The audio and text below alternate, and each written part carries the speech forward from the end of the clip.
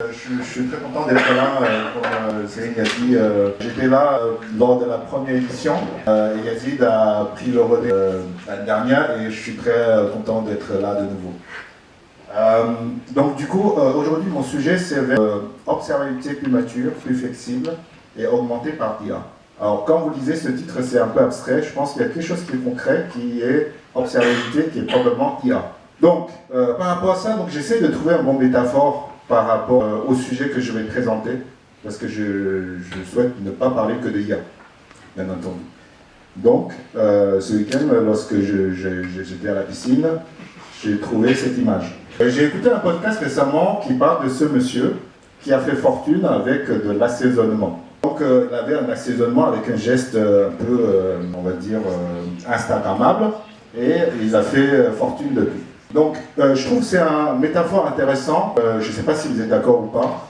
C'est-à-dire parce que le steak, ici, sont les données qu'on a. Et l'assaisonnement, c'est de l'IA. Alors, pourquoi je dis ça?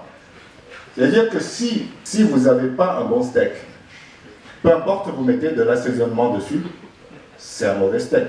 Si vous avez un bon steak et vous ne l'assaisonnez pas, il n'a pas de goût. Après, si vous avez un bon steak et que vous l'assaisonnez trop, ça devient ça. Donc il y a des gens, honnêtement, qui sont allés dans son restaurant pour manger ça. Donc, blague à part, maintenant je vais revenir vers la réalité. Donc aujourd'hui on parle de l'observabilité. Donc l'observabilité a eu plusieurs, on va dire, évolutions de génération. Globalement, on a une génération de health monitoring où on va s'intéresser à tous les paramètres de santé. Et on va essayer de mettre en place des règles d'alerting. Ensuite, on a du coup la nouvelle génération d'observabilité qui est la génération actuellement où on se trouve.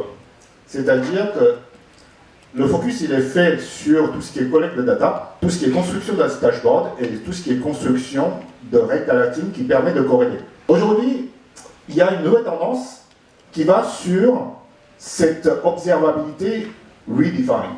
Donc une redéfinition d'observabilité. Donc finalement, c'est une observabilité avec l'assaisonnement, principalement.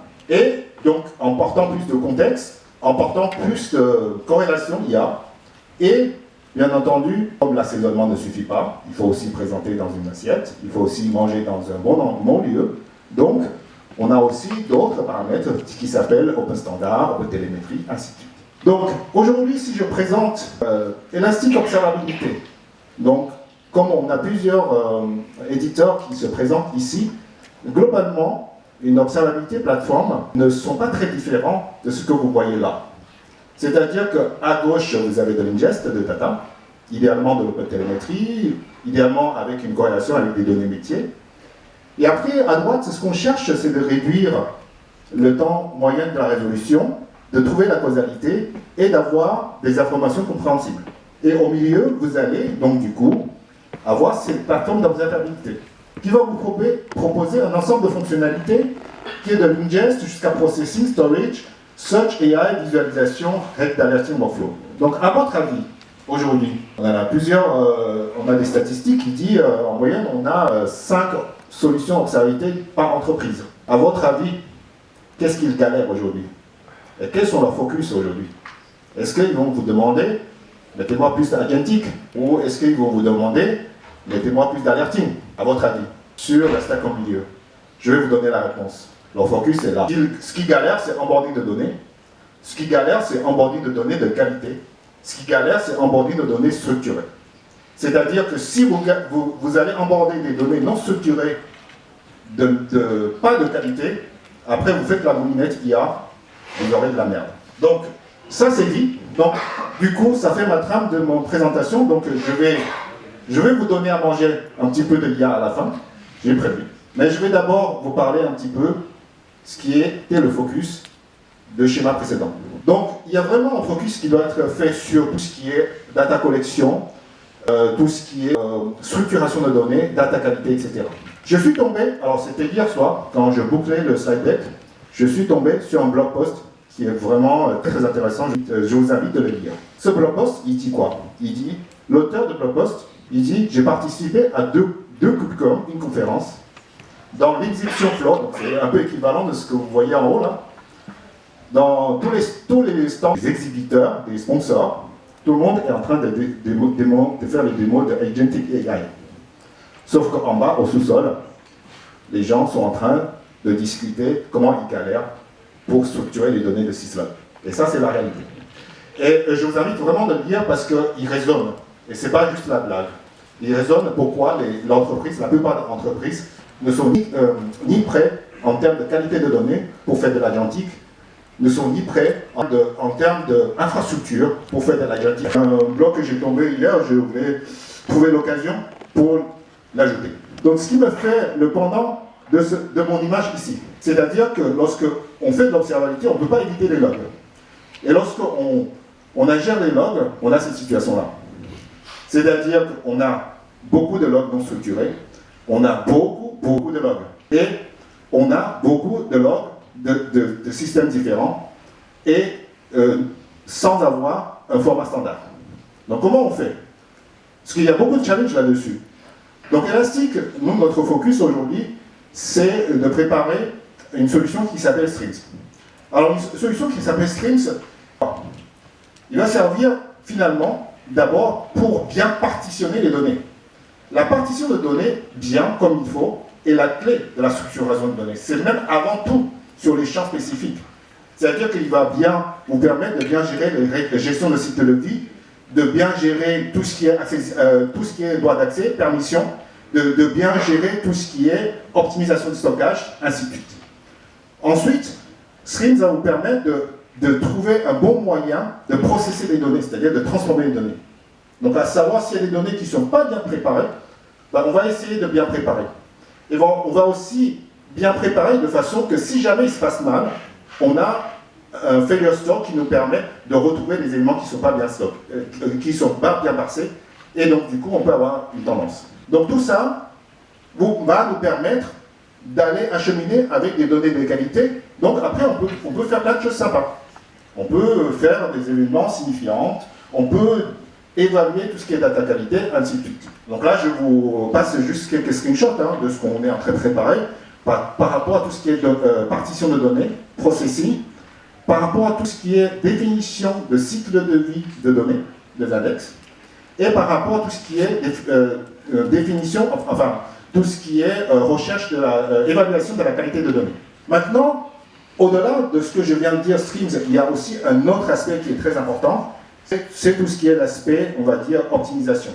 Donc là, je vais passer vite, c'est-à-dire comment est-ce qu'on fait en sorte que les logs sont bien optimisés en termes de stockage, comment est-ce que les métriques sont bien optimisées en termes de stockage. On a aussi donc, tout ce qui est CLP qui va arriver, donc là ça va amener la compression de log à un autre niveau. Ensuite je vais passer donc du coup sur le deuxième sujet qui est Open Extensible.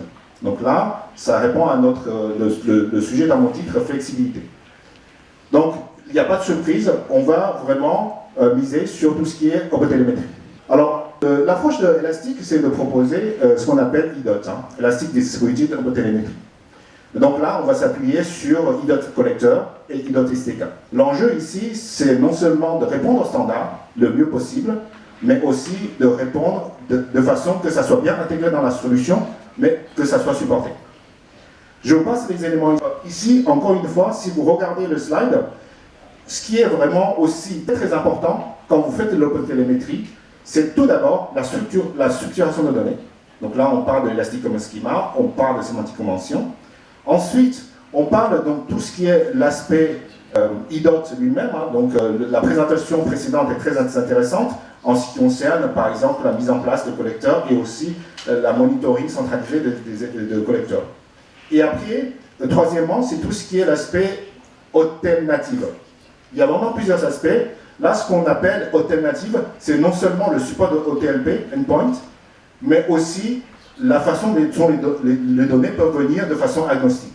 Donc après, il y a aussi, donc Elastic, ce n'est pas une solution qui est née hier, on a un petit peu d'historique.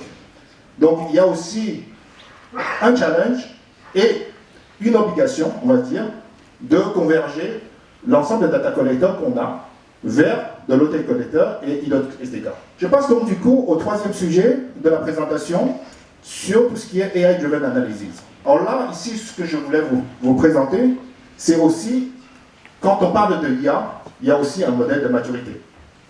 C'est-à-dire qu'aujourd'hui, tout le monde veut parler de la chose la plus récente qui sort d'il y a 6 mois, Agentic A2A, qui sort il y a 1 an, MCP. Ce qui est vraiment important, c'est qu'il y a des phases d'adoption pour les entreprises. C'est-à-dire que la phase 1, on doit être sur tout ce qui est anomalie de détection, sur la saisonnalité de données temporelles. Ensuite, on a une expérience qui est apportée par le copilote AI Assistant lorsqu'on navigue non supervisés, mais qui sont vraiment des modèles de machine learning posés.